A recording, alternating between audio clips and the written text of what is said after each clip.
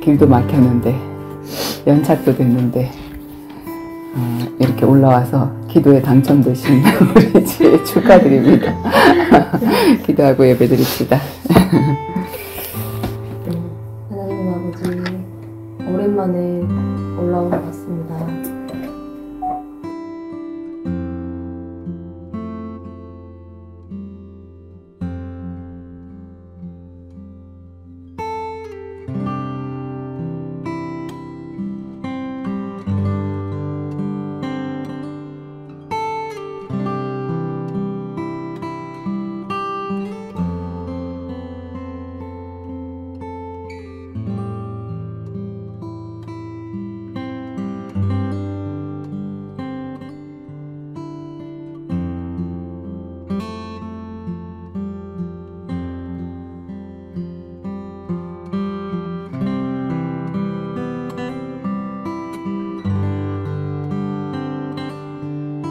은혜스럽습니다. 이건 뭡니까? 그건 뭐고 이건 뭡니까? 사진은? 이거 그냥 하는 것만. 움직이니까 정신이 없더라. 움직이니까 정신이 없더라. 그래서 이건 한 곳만 바라보고 딱 찍을 때 얘로 딱 저장해 놨다가 치우려고. 네, 알겠습니다. 자, 오늘 우리 사무엘 3장까지 묵상을 했는데 4장부터지, 그치? 엘리 제사장 가문이 이제 하나님의 예언대로 멸망하게 되어지는, 그래서 단명하겠다, 니네들 집안에 남자 노인이 없을 것이다, 노인이 없다, 단명하겠다는 그 약속대로 엘리 두 아들이 죽는 그것이 표징이 될 것이다 했는데 한날 한시에 언약궤 앞에서 죽게 되어지는 그런 사건이 일어나는 것부터 시작해서 블레셋 사람들에게 이 언약궤가 빼앗기고, 그리고 그 언약궤가 다시 돌아오는, 이스라엘 백성들에게 돌아오는 그런 사건을 통해서 하나님이 우리에게 또 무엇을 말씀하시는지 그걸 한번 묵상해 보려고 합니다. 사무엘상 4장 돌아가면서 읽을까요? 사무엘의 말이 온 이스라엘에 전파되니라. 이스라엘은 나가서 블레셋 사람들과 싸우려고 에베넷의 곁에 진치고 블레셋 사람은 에벡에 진쳤더니 블레셋 사람들이 이스라엘에 대하여 전열을 벌리니라. 그들이 싸우다가 이스라엘이 블레셋 사람들 앞에서 패하여 그들에게 전쟁에서 죽임을 당한 군사가 4,000명가량이더라. 백성이 진영으로 돌아오매 이스라엘 장로들이 이르되 여호와께서 어찌하여 우리에게 오늘 블레셋 사람들 앞에 패하게 하셨는고, 여호와의 언약궤를 실로에서 우리에게 가져다가 우리 중에 있게 하여 그것으로 우리를 우리의 원수의 손에서 구원하게 하자 하니, 이에 백성이 실로에 사람을 보내어 그룹 사이에 계신 만군의 여호와의 언약궤를 거기서 가져왔고, 엘리의 두 아들 홈니와 비느하스는 하나님의 언약궤와 함께 거기에 있었더라. 여호와의 언약궤가 진영에 들어올 때에 온 이스라엘이 큰 소리로 외치며 땅이 울린지라. 블레셋 사람이 그 외치는 소리를 듣고 이르되 히브리 진영에서 큰 소리로 외침은 어찌 됨이냐 하다가 여호와의 궤가 진영에 들어온 줄을 깨달은지라. 블레셋 사람이 두려워하여 이르되 신이 진영에 이르렀도다 하고 또 이르되 우리에게 화로다. 전날에는 이런 일이 없었도다. 우리에게 화로다. 우리가 우리를 이 능한 신들의 손에서 건지리요. 그들은 광야에서 여러 가지 재앙으로 애굽인을 친 신들이니라. 너희 블레셋 사람들아 강하게 되며 장보가 되라. 너희가 히브리 사람의 종이 되기를, 그들이 너희의 종이 되었던 것 같이 되지 말고 대장보 같이 되어 싸우라 하고, 블레셋 사람들이 쳤더니 이스라엘이 패하여 각기 장막으로 도망하였고, 사륙이 심히 커서 이스라엘 보병에 엎드러진 자가 3만 명이 되었더라. 하나님의 궤는 빼앗겼고 엘리의 두 아들 홈리와 비느하스는 죽임을 당하였더라. 당일에 어떤 베냐민 사람이 진영에서 달려나와 자기의 옷을 찢고 자기의 머리에 티끌을 덮어쓰고 실로에 이르니라. 그가 이를 때는 엘리가 길 옆 자기의 의자에 앉아 기다리며 그의 마음이 하나님의 궤로 말미암아 떨릴 즈음이라. 그 사람이 성읍에 들어오며 알림에 온 성읍이 부르짖는지라. 엘리가 그 부르짖는 소리를 듣고 이르되 이 떠드는 소리는 어찌 됨이냐. 그 사람이 빨리 가서 엘리에게 말하니 그때 엘리의 나이가 98세라. 그의 눈이 어두워서 보지 못하더라. 그 사람이 엘리에게 말하되 나는 진중에서 나온 자라. 내가 오늘 진중에서 도망하여 왔나이다. 엘리가 이르되 내 아들아 일이 어떻게 되었느냐. 소식을 전하는 자가 대답하여 이르되 이스라엘 블레셋 사람들 앞에서 도망하였고 백성 중에는 큰 살육이 있었고 당신의 두 아들 홈리와 비느하스도 죽임을 당하였고 하나님의 괴는 빼앗겼나이다. 하나님의 괴를 말할 때에 엘리가 자기 의자에서 뒤로 넘어져 문 곁에서 목이 부러져 죽었으니 나이가 많고 비대한 까닭이라. 그가 이스라엘의 사사가 된 지 40년이었더라. 그의 며느리인 비느하스의 아내가 임신하여 해산 때가 가까웠더니 하나님의 괴를 빼앗긴 것과 그의 시아버지와 남편이 죽은 소식을 듣고 갑자기 아파서 몸을 굽으려 해산하고 죽어갈 때에 곁에 서 있던 여인들이 그에게 이르되 두려워하지 말라. 내가 아들을 낳았다 하되 그가 대답하지도 아니하며 관념하지도 아니하고 이르기를 영광이 이스라엘에서 떠났다 하고 아이 이름을 이가봇이라 하였으니 하나님의 괴가 빼앗겼고 그의 시아버지와 남편이 죽었기 때문이며 또 이르기를 하나님의 괴를 빼앗겼으므로 영광이 이스라엘에게서 떠났다 하였더라. 이거요? 8절까지 읽으면 돼. 왜? 5장 이어서 읽어보자. 5장 이어서 읽어줘. 블레셋 사람들이 하나님의 괴를 빼앗아가지고 에벤에셀에서부터 아스돗에 이르니라. 블레셋 사람들이 하나님의 괴를 가지고 다곤의 신전에 들어가서 다곤 곁에 두었더니 아스돗 사람들이 이튿날 일찍이 일어나 본즉 다곤이 여호와의 괴 앞에서 엎드려져 그 얼굴이 땅에 닿았는지라.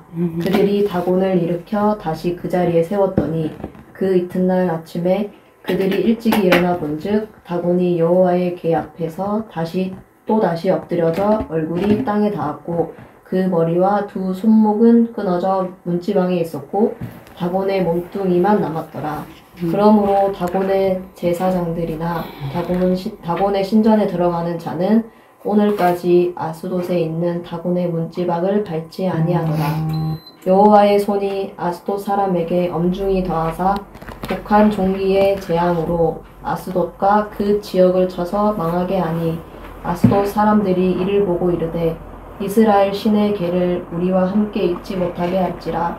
그의 손이 우리와 우리 신 다곤을 친다 하고 이에 사람을 보내어 블레셋 사람들의 모든 방백을 모으고 이르되 우리가 이스라엘의 신의 괴를 어찌하랴 하니 그들이 대답하되 이스라엘 신의 괴를 가드로 옮겨가라 하므로 이스라엘 신의 괴를 옮겨갔더니 그것을 옮겨간 후에 여호와의 손이 심히 큰 환난을 그 성읍에 더하사 성읍 사람들의 작은 자와 큰 자를 다쳐서 독한 종기가 나게 하신지라.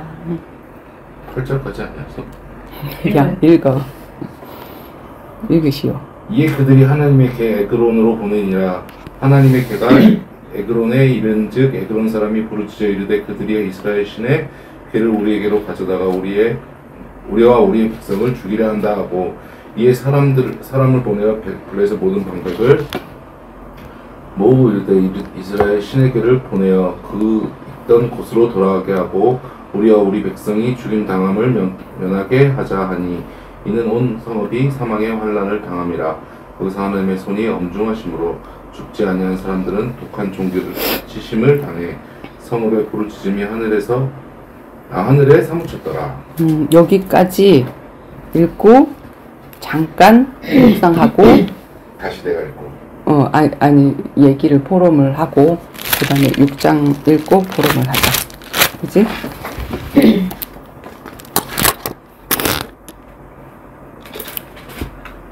모르겠다.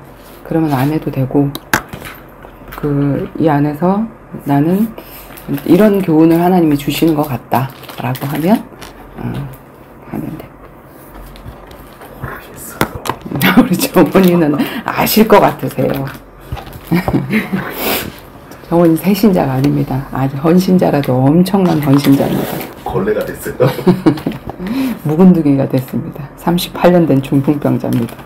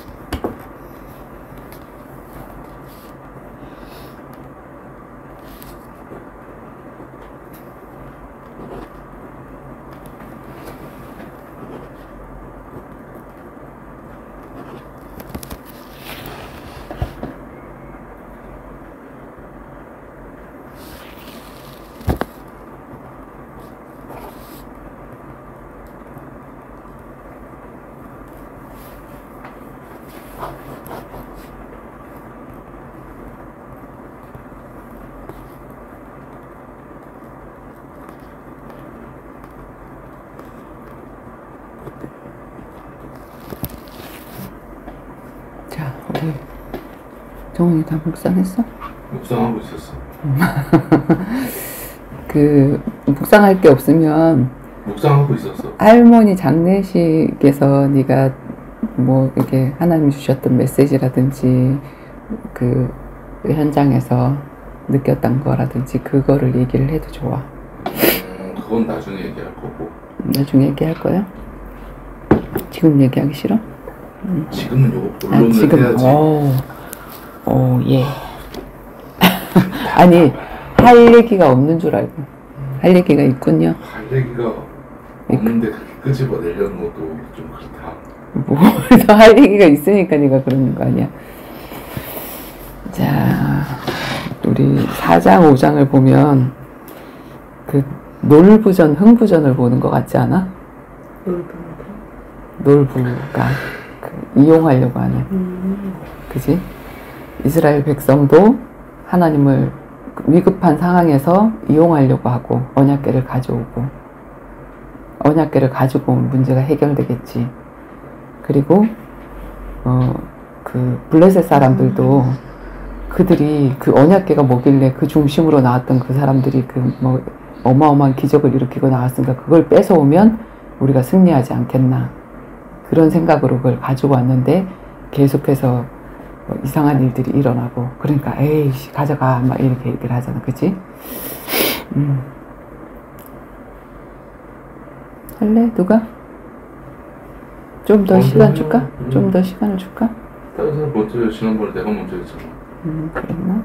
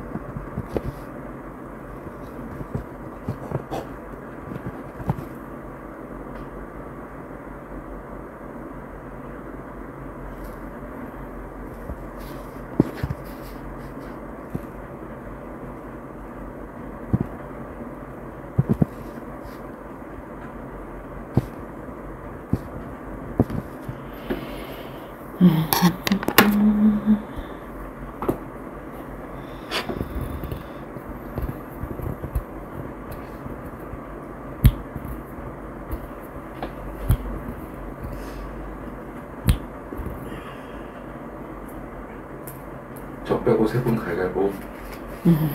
왜? 난 지난번 먼저 했잖아. 그래서 또 피하게 가시려고. 저는 약간 느껴지는 게 딱 없긴 한데 그냥 한 가지 다곤이 쓰러져 있잖아요. 이 자식들 역시 하나님 짱이다 뭐 이랬어요. 맞아. 지네들이 섬기는 그 신이 그 저기 앞에 딱 쓰러졌잖아. 그러니까는 이제 그게 아무것도 아니다는 걸 하나님이 보여주신 거지.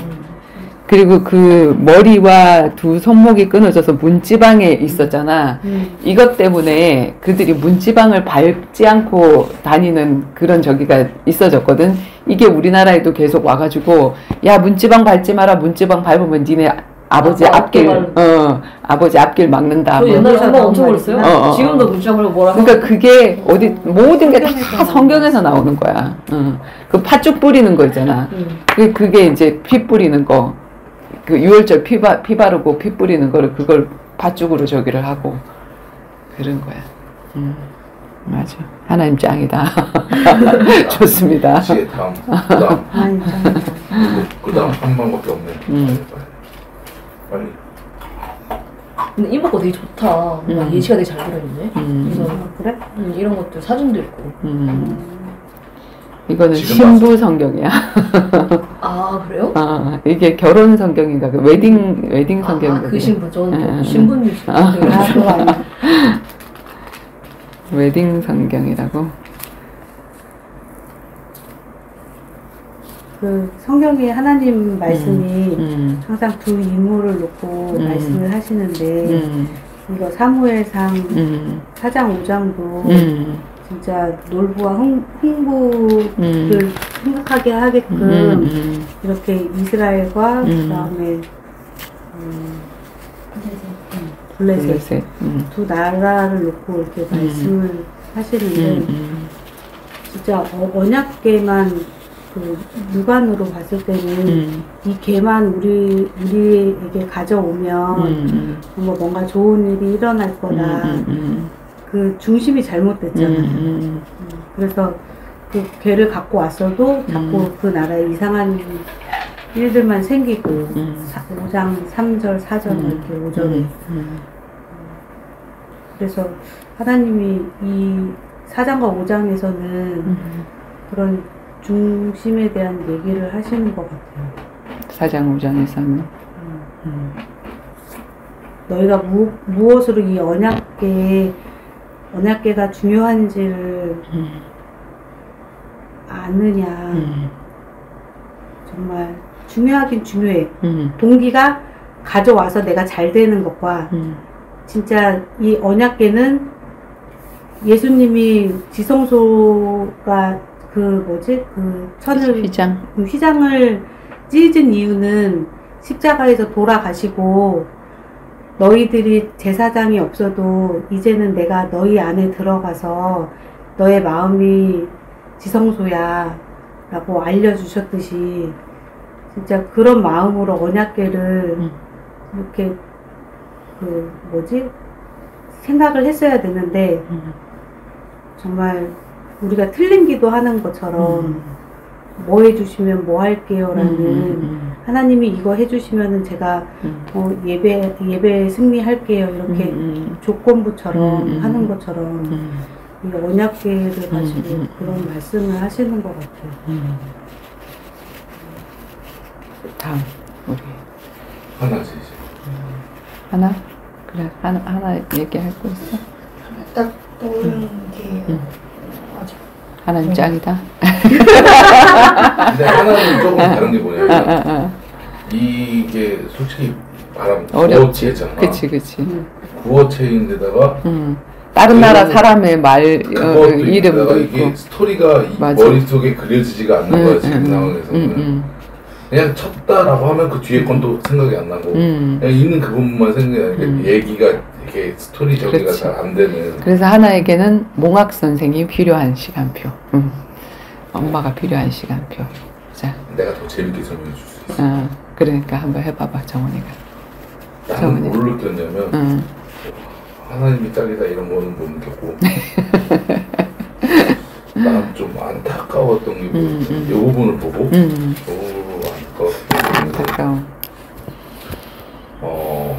이스라엘 백성은 그 언약궤가 오면 부적처럼 뭔가 다 될 듯이 막 그런 모습이 너무 안타깝게 되고 그리고 이스라엘 백성이 망각하고 있는 게 항상 뭐였었냐면 하나님이 항상 출애굽하고 나서 항상 하는 얘기잖아.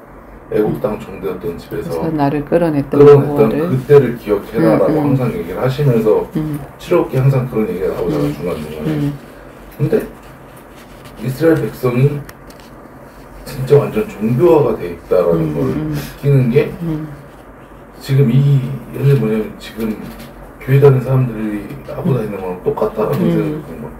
성경만 들고 다니면 뭔가 안심이 되고 내가 어느 교회 어느 어느 과에 소속이 돼 있고 이런 거에 너무 돼 있고 정광훈이 오면 막 열광을 하고 이런 모습의 이스라엘 백성인데 오히려 그때 당시를 기억하는 거는 옆에 있던 불신자인 블레셋 사람들이 애국 땅에서 어떤 저기를 했던 신이 왔다 막 이러면서 두려움에 떨잖아. 블레셋은 그걸 알아봤어. 블레셋은 알아봤는데 이스라엘 백성들은 전혀 그걸 모르는 거야. 근데 결론은 내가 들었던 생각은 뭐냐면 이스라엘 백성이 그러니까 예를 들어서 하나님의 자녀가 뭐라 그러지? 사명을 망각하고 살아가게 되면 그 주변에 있는 불신자들이 나를 괴롭히는 원수가 될 수밖에 없고 근데 결국에는 그들이 나보다 더 잘하는 거야 나중에는. 너무 이렇게 진행이 되면 나 그런 상황이 지금 상황이랑 너무 뭐라 그러지? 오버랩이 된다 그래야 되나? 그런 생각이 들었어. 여기까지 느낀 건 그거야. 다곤신이 뭐 이렇게 목이 부러지고 뭐 이건 모르겠어. 이 속에서 물론 이렇게 하나님이 다 주신 메시지라서 그렇게 여러 가지로 우리가 생각해 볼 수 있잖아, 그치? 똑같은 시금치 반찬을 먹어도 이렇게 먹고 이렇게 나한테 소화되는 거나 그 맛의 느낌이라든지 그런 것들이 다르듯이 틀리다 맞다 이게 아니라 우리가 그래서 이렇게 포럼의 시간을 통해서 더 풍성하게 하는 건데 엄마는 이거를 통해서 느꼈던 게 그게 뭐냐면 이스라엘 백성들이 지금 전쟁이 오기 전에 평상시의 믿음이 참 중요한데, 그지? 우리가 공부 잘하는 애들은 벼락치기 해서 공부 잘하는 애들은 공부 잘하는 게 아니라 그게 진짜 실력이 아니지, 그지? 근데 평상시에 내가 항상 예배 승리하고 버스 안에서 영어 단어 외우고 승리하고 아주 내가 공부하기 전에 예습하고 한 10분 정도 예습하고 끝나고 나서 10분 정도 복습하고 그럼 그게 내 것이 확실하게 되잖아. 그러면 공부할 때도 별로 공부할 필요도 없이 되는데 지금 이스라엘 백성들의 평상시가 가장 대표적인 사람이 엘리잖아. 엘리가 대제사장이었을 때. 그리고 엘리의 아들들 홈리와 비느하스. 이들의 영적인 상태가 평상시에 예배 승리하지 그들이 제사를 지내는 자들이었는데 여호와를 알지 못했더라. 그래서 하나님은 무엇을 일으키냐면 항상 이스라엘 백성들이 잘못할 때 옆에 있는 사람들이 몽둥이가 되어져. 그러니까 불신자들을 일으켜. 그래서 그 블레셋 사람들을 일으켜서 전쟁이 일어났지. 전쟁이 일어났는데 전쟁에서 준비가 안 되니까 4,000명이 딱 죽고 나니까 야 우리 급해지니까 뭐 갖고 오라고 그러냐면은 언약궤 갖고 와. 언약궤 이렇게 얘기를 하잖아, 그치? 근데 그 언약궤가 뭐야 사실은? 언약궤가 언약궤지. 이스라엘 백성은 광야를 지나갈 때 언약궤 중심으로 갔잖아. 이 언약궤는 성소와 지성소, 그러니까 성소를 지나서 지성소에 들어가 있는 건데 거기서 하나님을 만나는 거잖아. 말씀이신 하나님이 임재하는 곳이 언약궤였단 말이야. 그래서 이 언약궤 안에는 아론의 쌍난 지팡이가 들어 있었고, 만나 항아리가 들어 있었고, 십계명 돌판이 들어 있었어. 그래서 말씀이신 그 하나님을 내가 항상 만나는 자리가 지성소란 말이야. 쌍난 지팡이란 말씀은 뭐냐면 부활의 말씀을 체험을 해야 돼. 다 깎은 살구나무 그 껍데기를 다 깎은 그 지도자의 지팡이를 다 12지파의 지팡이를 내놔라. 그랬는데 한 사람의 저기에만 싹이 났잖아. 아론의 지팡이에만. 그래서 부활을 뜻하는 거고 죽은 나무에서 새싹이 난 부활을 뜻하는 거고 그 다음에 그 십계명 두 돌판 하나님을 사랑하고 이웃을 사랑하라 내용 그 자체가 그거인 거잖아. 그치? 하나님 나라 법 백성의 법 그 다음에 만나 항아리 우리는 그 말씀을 날마다 먹어야 된다. 아침마다 하나님이 주셨잖아. 그치? 그 뭐지? 주일이 아니라 안식일 전에는 2배로 주셨잖아. 안식일에 일하지 말라고. 그래서 이 말씀이신 하나님 중심으로 우리가 그 언약궤가 가면 가고 쓰면 쓰고 구름기둥이 가면 그도 가고 쓰고 우리가 이 중심으로 해야 되는데 이제 내가 그 중심의 하나님을 잃어버리니까 형식적인 이 언약궤가 여기 오면 이 전쟁에서 승리하겠다라는 그런 생각을 하는 거야. 그치? 그래서 하나님은 우리의 중심과 패보를 보시고 동기를 보시는데 내가 무엇인가 하는데 그 동기가 무엇인지 그거를 보시는데 그 동기가 뭐냐면 내가 지금 전쟁에서 지고 있으니까 하나님의 이름을 부르면 하나님이 나를 어떻게 해주시겠지 하는 그런 중심으로 이 언약궤 가져와 그랬단 말이야. 그지? 그래서 하나님을 섬기는 게 아니라 섬기고 주인으로 내가 인도를 받는 게 아니라 내 문제에 하나님을 이용하려고 한 거지. 평상시에 내가 예배 승리하고 있지 않으면 문제 딱 왔을 때 하나님 이 문제만 해결해 주시면 내가 이게 앞으로 이렇게 할게요. 예배 드릴게요. 아니면 11조 할게요. 뭐 할게요. 이런 식으로 내가 성경 막 할게요. 이런 식으로 하거든. 사업 망하고 나서 하나님 이거 회복해 주시면 내가 신학교 갈게요. 이런 식으로 엉뚱하게 한단 말이야. 그지? 그러면 이거는 이용하는 거라서 하나님도 알고 사단도 알아. 그치? 근데 이스라엘 백성들조차도 하나님을 이용하려고 했고, 근데 이 위력, 이 언약궤의 위력, 하나님의 위력을 누가 알고 있냐면 블레셋이 알고 있어. 타국의 나라가 이 나라에 역사하셨던 그 하나님을 알고 있잖아. 소문이 나서. 그러니까 언약궤가 왔다고? 그러면서 오히려 더 이제 이 언약궤 때문에 저걸 우리가 반드시 싸워서 이겨서 그 언약궤를 가지고 오면 이제 하나님이 우리 편 되시겠지 이렇게 생각을 했지. 그치? 그래서 진짜 놀부를 보는 것 같아. 우리의 신앙이 진짜 그 십자가를 지는 신앙이 아니라 십자가를 이용하려고 하는 신앙이 되다 보면 이렇게 되어지는 거야.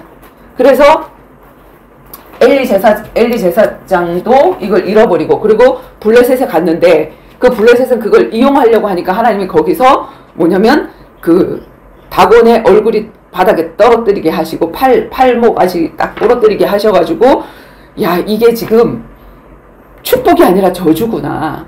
그래서 복음을 십자가를 이용하려고 하면 그건 그 사람한테 저주야, 저주.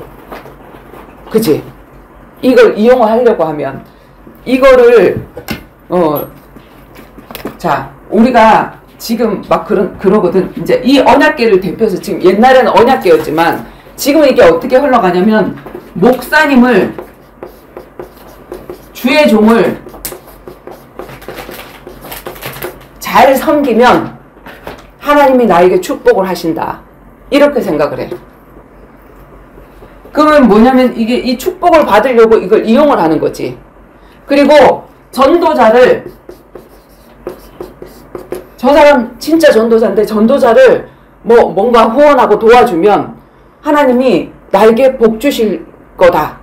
우리 집에 뭐가 임할 거다. 이래갖고 10 몇 년 전이야. 우리 미션홈 메시지가 나올 때.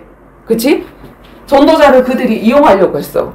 근데 영아 씨는 집사님 남편이 지금 옥중에서 들어가서 저기 하고 있고, 집사님 월세도 내야 되고 하는데, 우리 사역도 해야 되고, 집사님은 일을 하러 나가면 안 되는데, 이 돈을 좀 아끼기 위해서 이 집을 좀 놔두고, 집사님 우리 집에 오세요. 이 사람은 나를 이용하려고 한 게, 전도자를 이용하려고 한 게 아니야.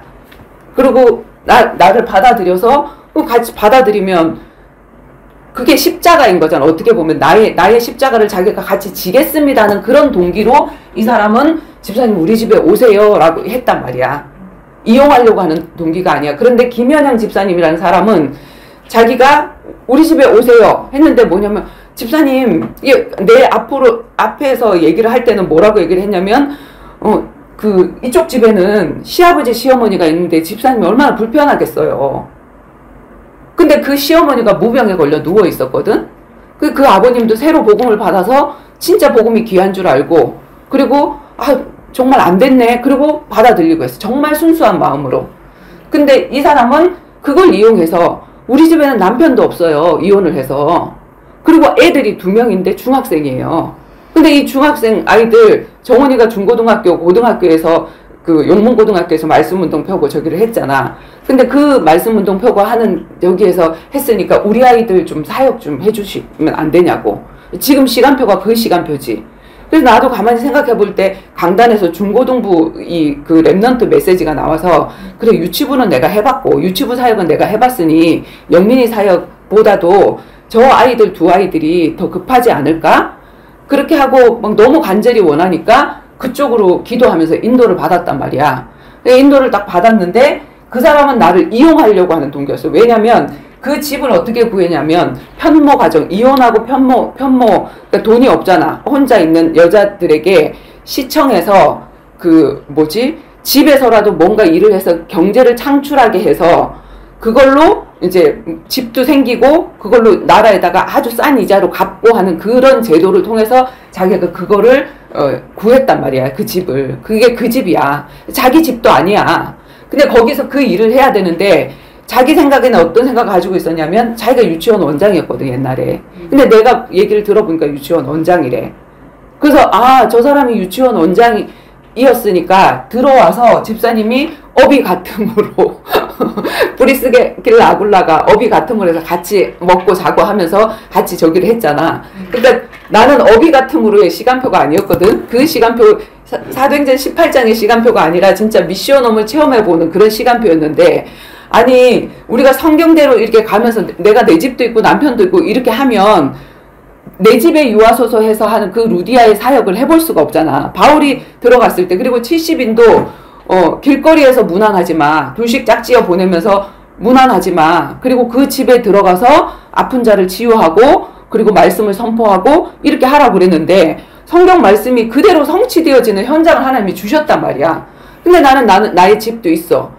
근데 하나님이 나를 이거를 체험해 보게 하기 위해서 우리 교회에서 그 집에서 쫓겨나서 교회에서 먹고 자고 하는 그 집사님 한 분이 계셔가지고 그 집사님이 쫓겨나게 생긴 거예요. 내가 볼 땐 사명자인데.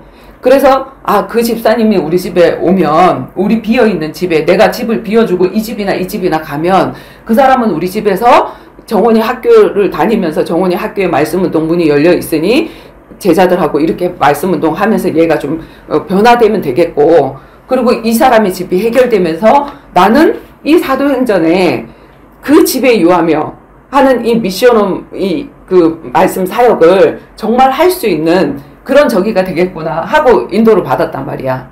근데 이 사람은 진짜 나를 드림으로 말미암아서 오히려 진짜 짝퉁 루디아라는 별명이 짝퉁 루디아라는 그 별명이 계속 붙게 되어지는 저기가 되어졌지. 그치?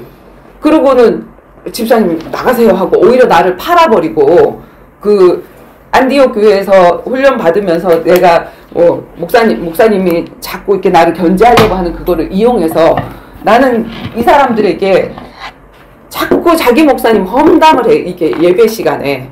그래서 우리가 목사님 험담을 해야 될 때가 아니고 그냥 현장을 회복하고 내 일을 하면 된다. 하면 된다.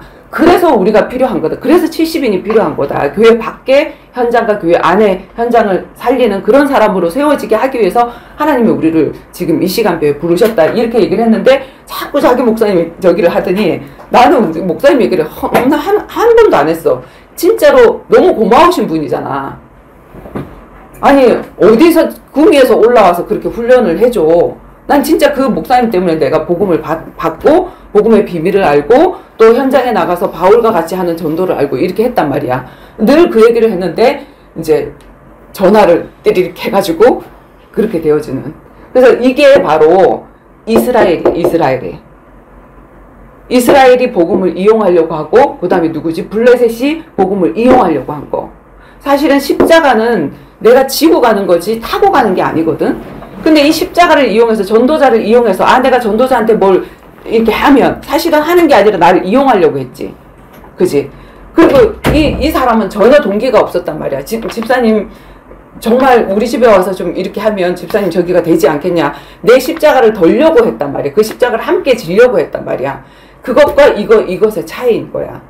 그지? 그리고 여기 보면 그 엘리 제사장의 나이가 몇 살에 죽었지? 98세에 죽었다 그랬지? 우리는 장수가 축복이라 그래. 자, 엘리 제사장의 98세가 과연 축복이었을까요? 오래 살면 하나님이 이렇게 건강도 주시고 오래 살아서 이 사람이 축복을 받았다라고 생각을 하지만 사실은 엄청나게 죄를 지으면서 98세를 지났단 말이야. 그지? 근데 하나님이 안 죽이셔. 사실은 빨리 걷어 가시는 게 이게 죄를 더 짓지 않고 축복이거든.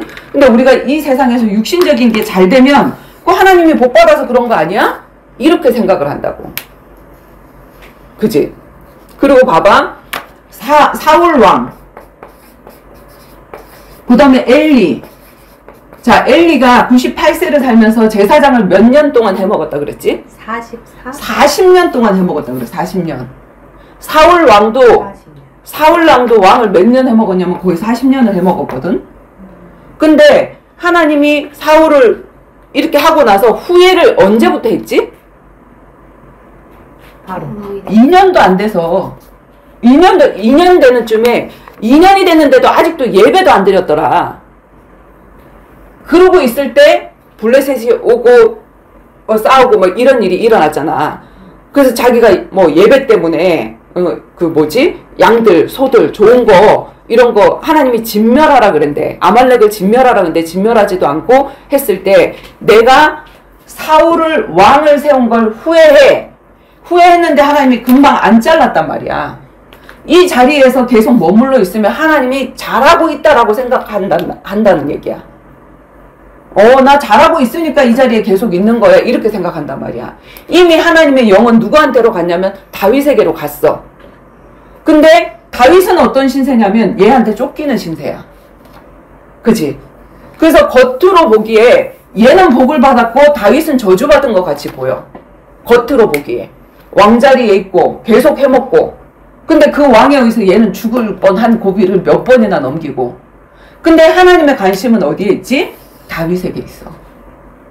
그래서 권력을 가진다는 거 주권을 가진다는 거 이게 사실 육적으로 주권을 가진다는 게 사실 무서운 얘기거든. 그 권력으로 하나님이 쓰시려고 하는 사람을 훈련하는데 하나님이 쓰여. 그치? 이거는 지팡이가 되는 거고 막대기가 되는 거고 몽둥이가 되는 거고 얘는 훈련을 당하는 사람이 되어지는 거야.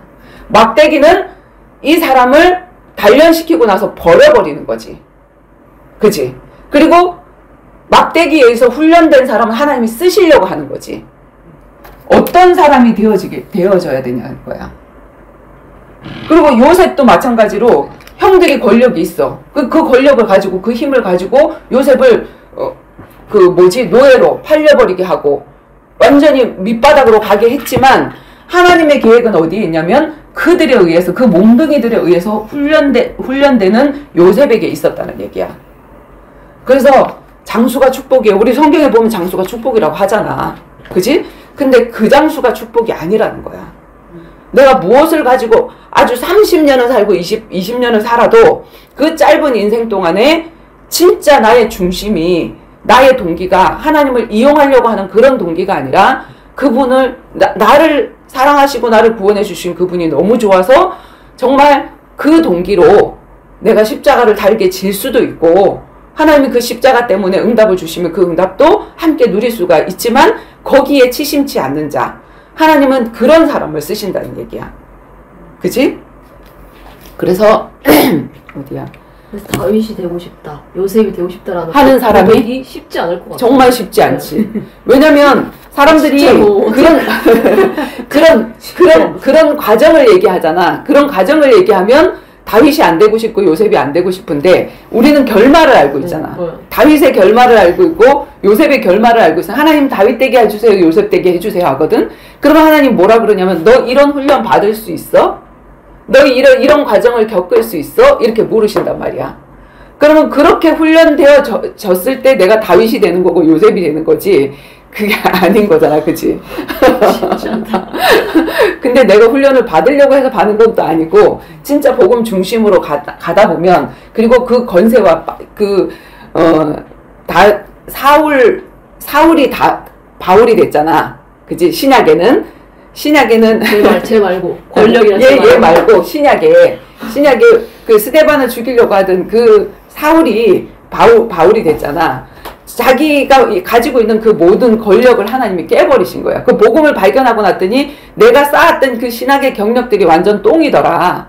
나는 그리스도께만 발견될래. 사람들 앞에 발견되는 그 신앙의 경력들을 다 버려버렸단 말이야. 그 권력을 딱 버리고 나니까 유대인들에게도 얻어 터지는 신세가 되어지고, 그치? 그 다음에 예수 믿는 예수님을 따르는 제자들한테도 보니까 제자들은 예수님을 3년 동안 공생애 동안 같이 다녔는데 자기는 한 번도 같이 안 다녔어. 그러니까 나는 사도다라고 얘기, 난 제자다라고 얘기를 하니까 네가 무슨 제자냐 하고 자꾸 그들도 이 바울을 견제를 하는 거지. 그치? 그래서 우리는 힘을 가지고 어떤 사람들을 막 이렇게 하는 그 자리에 있는 것이 아니라 진짜 복음을 가지면 그걸 모든 걸 내려놓고 진짜 가장 낮은 자리. 나는 아무것도 없어. 나 진짜 빨가벗어야 돼. 빨가벗어야 가죽 옷이 내 옷이 되는 거야. 근데 그 빨가벗지 않고 자꾸 무슨 옷을 입으려면 나 목사네, 나 장로네, 뭐네 하는 그런 거칠게 그 옷을 자꾸 입고 내가 그러니까 하나님이 쓰시는 사람이야 라고 얘기를 하거든. 근데 하나님은 그런 걸 쓰시지 않아. 하나님은 중심을 쓰시지. 그건 사람이 쓰는 거야. 사람이 알아주는 거고.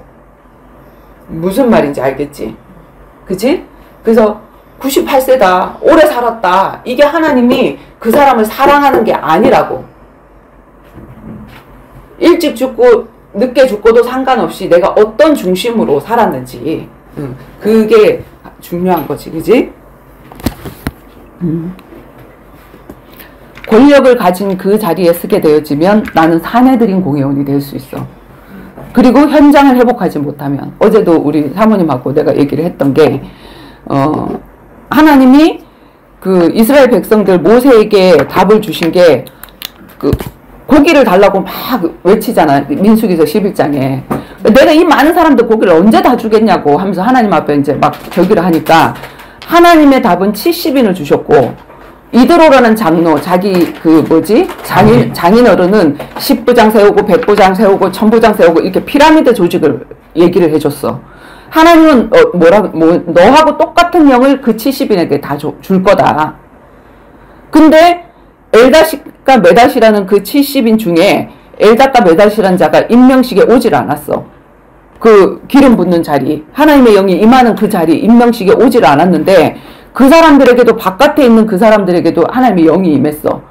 그랬더니 어떤 애가 와갖고 여 바깥에서 예언하더라고. 지금 임직식에도 안 온 그 사람이 여기 와야 되는 그 사람이 예언하더라고. 막 얘기를 하니까 여호수아가 화가 났지. 이런 놈들 입 다 쳐막아야 된다고 하면서 막 이렇게 얘기를 했어. 그랬더니 모세가 뭐라 그랬지? 떠나왔다. 진짜 그랬어.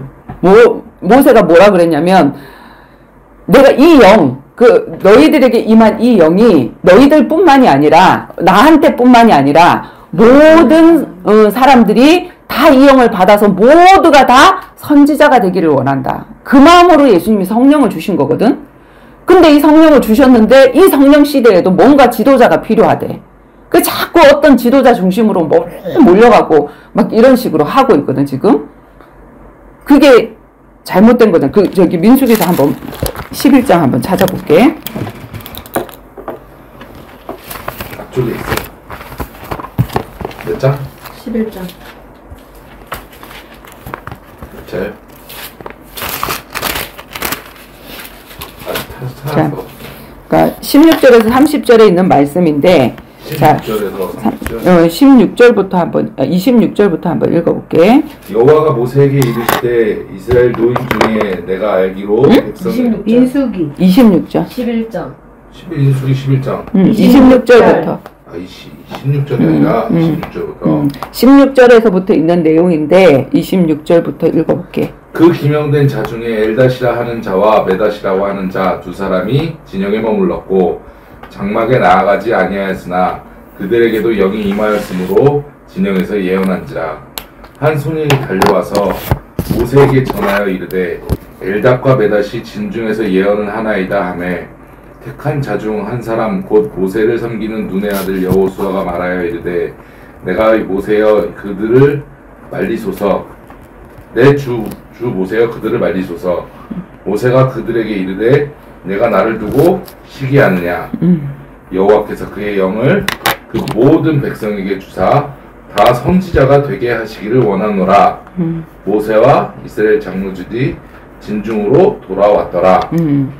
그래서 하나님이 처음 세우신 그 70인 장로, 이 사람들이 사실은 백성들 현장을 사역하기 위해서 모세와 함께 그 똑같은 일을 하기 위해서 주신 거잖아. 그 사람들이 변질된 게 뭐냐면 산헤드린 공회원이야. 교회 안에 의결기관. 그래서 사내들인 의결 그 기관이 71명이거든. 왜 71명이냐면 모세 지도자와 70인을 뽑았잖아. 그래서 71명이 되는 거야. 근데 그들이 날치기 재판으로 해가지고 원래는 그 재판에서는 사실은 뭐 사람을 죽이고 하는 그런 재판을 해야 되는 자리가 아니야. 근데 사람을 죽이는 재판의 자리가 되어져 버렸단 말이야. 그래서 교회 안에서도 중직자를 왜 세우나 했더니 진짜 전도자 출교시키려고 그들을 모아놨더라고. 그들이 거기에 사용이 되어지더라고. 그래서 우리가 현장을 회복하지 않으면 내게 주신 그 직분이 교회 안에서 하라고 한 직분이 아니야. 현장에 한 사람 찾아가라고. 길 잃은 어린 양 한 마리를 찾아가라고 한 그 직분인데 그걸 놓쳐버리면 사내들인 공회원, 즉 누구지? 예수를 쳐 죽인 사람. 불신자가 예수를 죽이는 게 아니고 신자가 죽인다니까? 그지? 오래 묵은 둥이들이 예수를 죽이려고 하는 그런 일들이 일어나게 되어지잖아. 그래서 예수님이 12제자도 그 권력의 맛에 젖어서 변질되어질 것을 아시고 70인 제자를 그 다음에 바로 부르신 거야. 바로 선별하면서 인자 머리 둘 것 없는데 너 따라올래? 장사 지내는 일도 뒤로 하고 와라. 그 다음에 작별하고 오겠다 그랬더니 작별 쟁기를 손에 쥐고 뒤로 돌아보는 자는 합당치 않다 라고 하면서 그들을 불렀는데 그들이 바로 70인이었단 말이야. 그치? 자, 그러니까 그 70인들이 예루살렘에서 복음을 전하니까 이 성령이 임하고 전도가 되어지니까 예루살렘에 몇천 명이 모였다고? 7천. 자, 사도행전.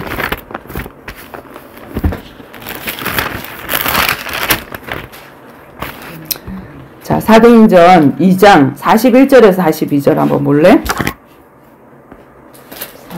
2장.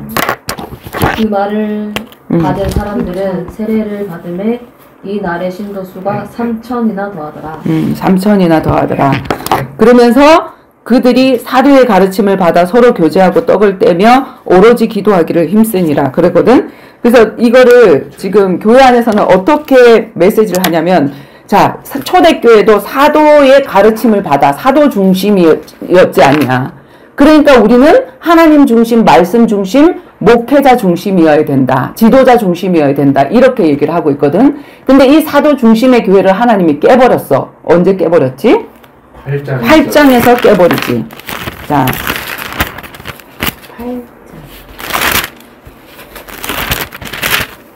8장 1, 2절 한번 읽어볼까? 사울은 그가 죽임을 당함을 마땅히 여기더라. 그날에 예루살렘에 있는 교회에 자, 읽으세요. 큰 박해가 있어 사도 외에는 다 유대와 사마리아 모든 땅으로 흩어지니라. 성령을 왜 주셨냐 하면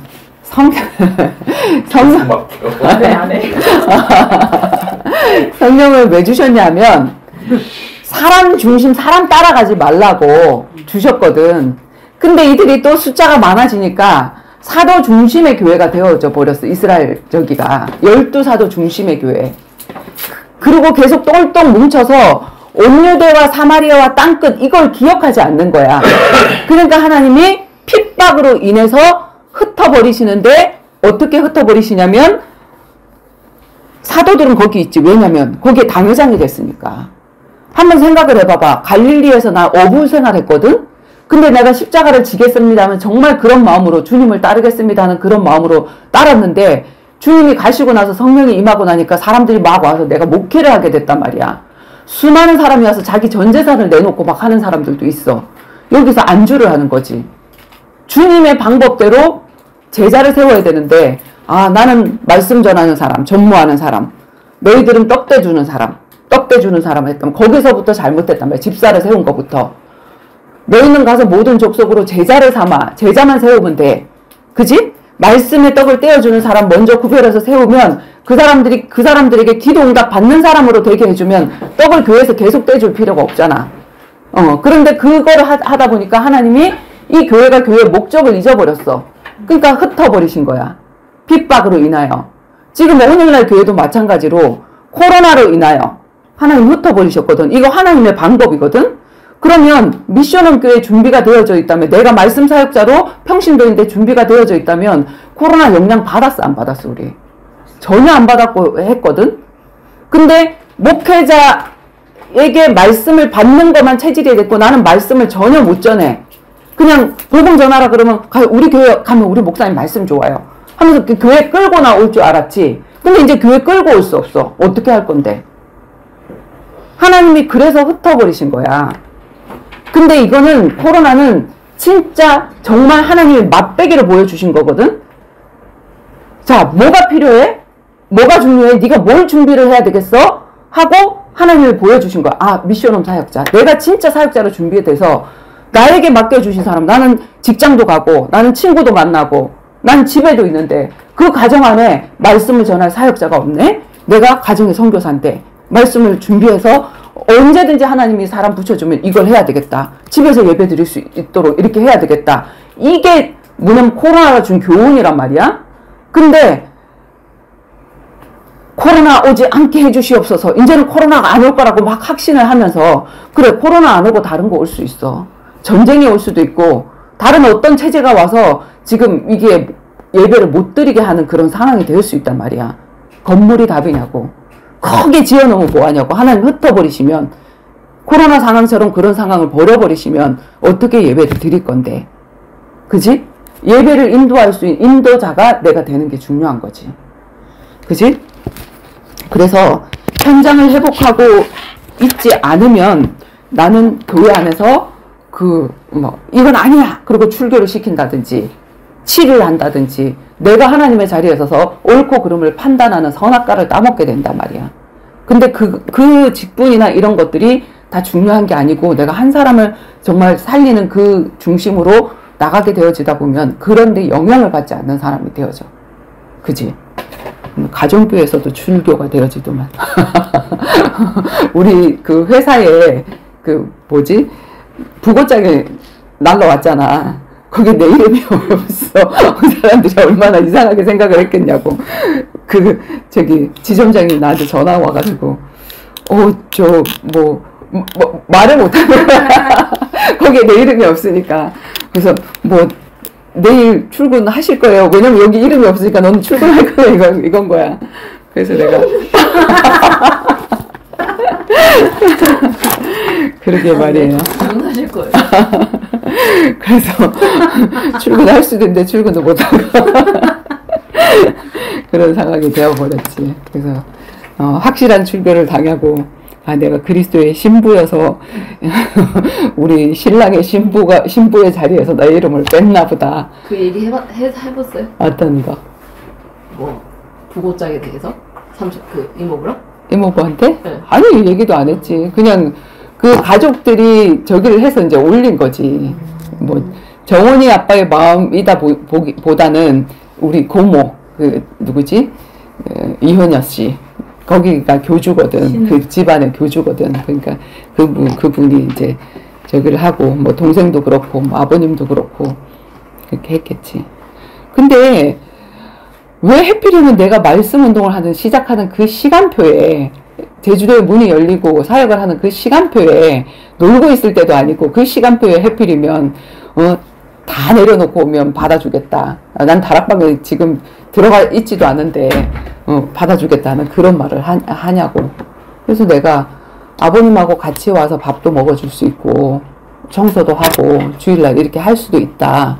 근데 그 일은 아버님이 막을 수 없는 일이다. 이건 하나님이 나한테 문을 여신 거고 그걸 하신 건데, 그럼 나는 거기에 대해서는 내가 저기를 할 수가 없다.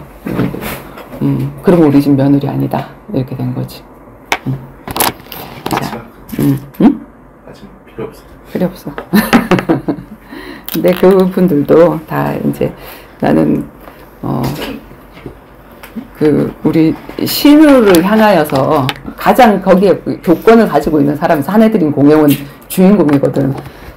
그 신우를 향하여서 하나님이 직접 만나 주셨으면 좋겠다. 바울처럼, 사울처럼. 그래서 진짜 전도자가 됐으면 좋겠다 하는 그런 마음이지. 그래서 믿지 않아. 그리고 내가 이 시간표, 가정교회 안에서도 출교를 당해야 내가 영적인 가족을 만나고 또 다른 현장을 살리고, 그랬잖아. 그 시간표에 지금 어머님이 진짜로 우리 예배 시간을 피해서 돌아가셨고, 목요일날 예배를 드렸다면, 진짜 정훈이가 예배를 또 놓칠 수 있는 그런 상황인데, 우리가 화요일날 예배 드릴까 해서 화요일날 예배 드리고 났더니 어머님이 그래서 그 알람이 터진 거잖아. 그렇게 된 거고, 그렇게 됐고, 뭔 말을 하려고 그러다가, 그렇게 됐고, 그리고 이제 내가 만약에 거기 있었다면 얘네 그 조카를 정말 만나기 힘들어. 그리고 누구지? 양정국이가 진짜 복음을 엄청 막는 사람이거든. 제 동생이. 근데 동생네는 아이들이 셋이 있어. 그 셋 중에 하나가 굉장히 똑똑한 아이야. 근데 걔가 이제 올라왔다가 할머니하고 같이 며칠 있는다고 남아있는 그런. 혼자? 혼자. 같이 왔는데 걔만 내두고 간 거야. 일요일날 데리러 온다고, 토요일날 데리러 온다고, 오늘 데리러 왔겠네. 그래서 이제 우리가 가면서 혜인이한테 시간표구나. 이 귀한 혜인이를 만나게 됐고, 그리고 내가 말씀운동 하는 장소가 지금 금요일 날도 우리 손미옥, 수원 저기고, 지금 아직 복음이 하지만, 그래도 그 현장이 귀중한 현장이기 때문에 하나님이 열어주시고, 또 이렇게 말씀을 이렇게 받는 현장인데, 그것을 또 할 수 있게끔 내 이름을 또 빼주셨구나. 내가 선택을 해야 되는데 아예 그쪽에서 그냥 빼주셔서 그래서 장례도 놔두고 가는 70인의 길을 그렇게 가게 해주셨구나 하는 생각을 했지. 그 다음에 우리 6장 우리 6장은 다음에 하고 정원이 그러니까 이렇게 받은 예배라든지 하나님이 우리에게 주시는 메시지를 묵상해 보았습니다. 하나님을 섬긴다고 하는 하나님의 그 체험을 광야를 통해서 체험한 그 이스라엘 백성들, 또 하나님을 이용하는, 복음을 위해서 십자가를 지는 신앙이 아니라 이용하는 신앙이고, 또 다곤 신을 섬기는 블레셋도 그 하나님의 복음을 이용하려다가 저주를 받는 그런 현장을 주님 바라보았습니다. 무엇보다도 우리의 입술의 고백 속에 있는 우리의 동기나 우리 심장과 폐부를 누구보다도 더 잘 아시는 주님 앞에 하나님 우리의 중심의 고백이 되어질 수 있도록 인도해 주시고, 평상시에 하나님 앞에 늘 예배하고 하나님 중심의 성령 인도를 받는 그것이 체질이 되어져서 문제를 만났을 때 우리가 문제를 해결해 달라고 하면서 하나님 앞에 정말 잘못된 서원기도, 조건부 기도하지 않도록 주님 인도하여 주시옵소서.